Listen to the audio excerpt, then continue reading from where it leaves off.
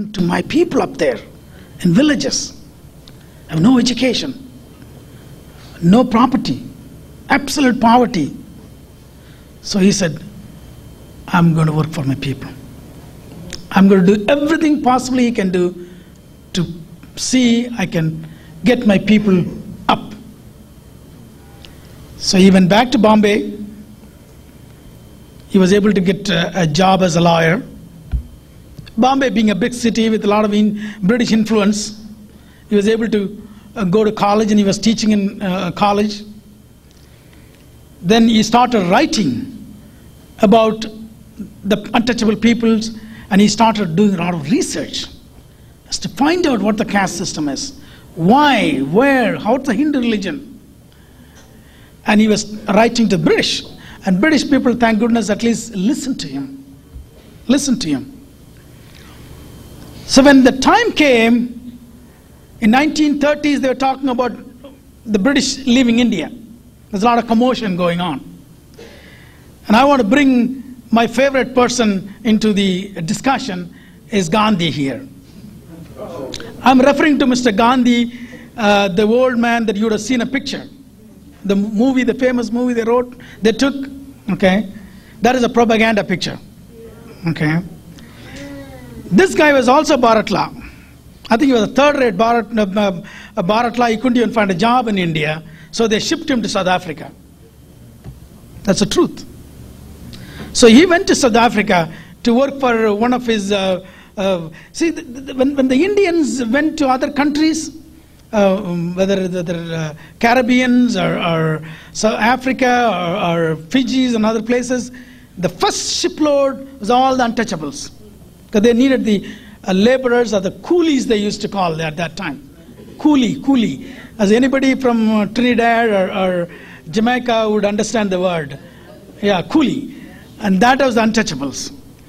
But then to manage them, they took the upper caste. So they had pretty much the entire cross-section of people moved to different countries.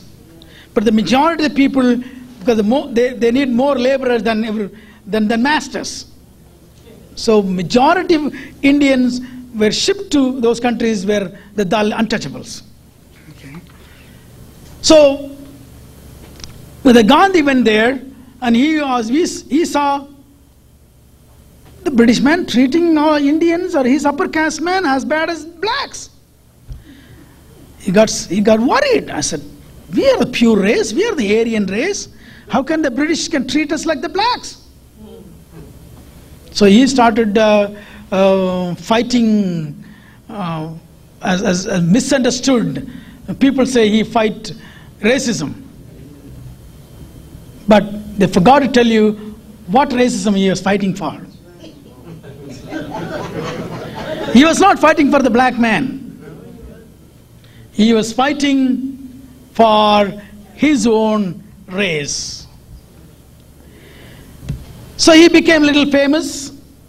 And whenever you fight for your race, the rest of the clowns lift him up, put him on pedestal. So he became a great hero. And the movie they showed you that he was thrown out of the train compartment. And everybody say, here is the man fighting for the racism. He was fighting because he was being treated like the blacks.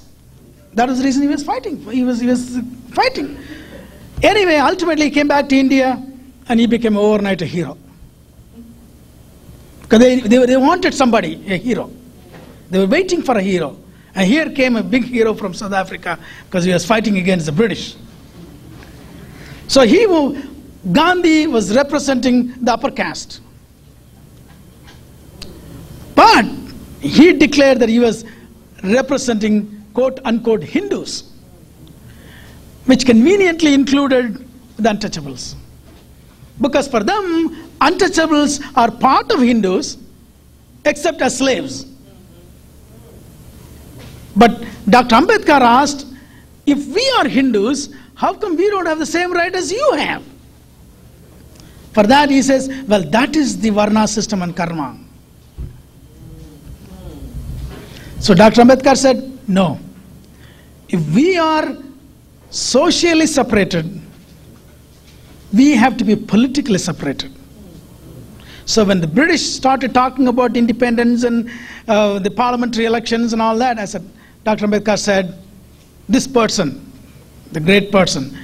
As a matter of fact, Brother Runoko Rashidi defines Dr. Ambedkar as someone that if you put Malcolm X, Garvey, Booker T, Frederick, Martin Luther King, all together, roll them up, and you have Dr. Ambedkar.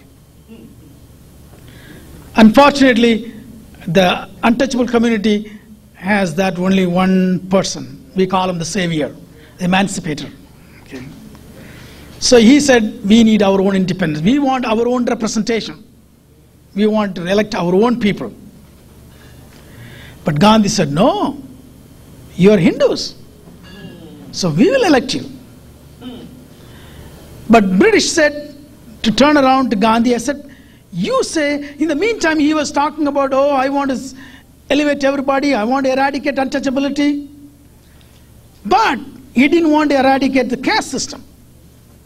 He was firm believer in caste system. But the world did not know that you can eradicate untouchability without eradicating caste system. Because they are one and the same. The reason why he did not want the caste system to be eradicated, because the minute caste system eradicated, the Hindu religion disappears. For him, the religion is more important, because that is their race.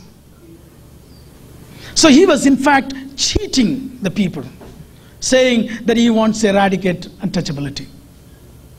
So the British Prime Minister at that time wrote him back. I said, you say you want to help these people, and this is one way to help these people, to have their own representation. He said, so they went to England, London, for a roundtable conference. There was a discussion. So Dr. Ambedkar is 1,000 times more intelligent, more smart compared to Gandhi. So there's no way he can argue. So he sat there silently in the roundtable conference. So the British thought Gandhi agreed. They even declared that the untouchables will have their own representation. This guy came back. He said, I will not eat till I die if the British is going to separate the untouchables from the Hindus. Gandhi was a hero. He was a god to the Hindus. So this guy went on fast, not eating. 3 days, 4 days, 5 days. This is getting tense in India.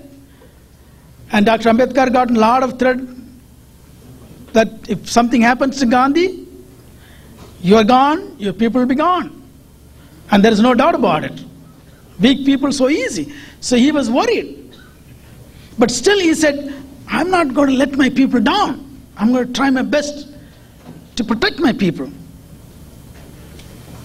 But ultimately, there was a point that he had to give in rather.